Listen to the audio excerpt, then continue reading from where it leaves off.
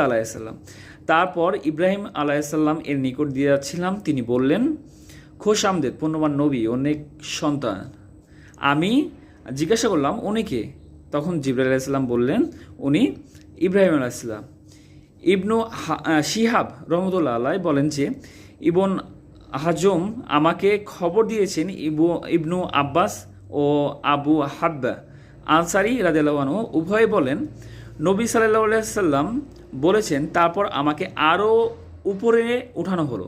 মানে সকল নবীর সাথে দেখা বা যে কটা বা 4-5টা নবীর সাথে দেখা হওয়ার পরে রাসূল সাল্লাল্লাহু আলাইহি সাল্লামকে আরও উপরে ওঠানো হলো। আমি এমন এক সমতল স্থানে উপনীত হলাম, মানে রাসূল সাল্লাল্লাহু আলাইহি সাল্লাম বলতেছেন, আমি এমন এক সমতল স্থানে উপনীত হলাম যেখানে থেকে কলমের লেখার শব্দ শুনতে পেলাম।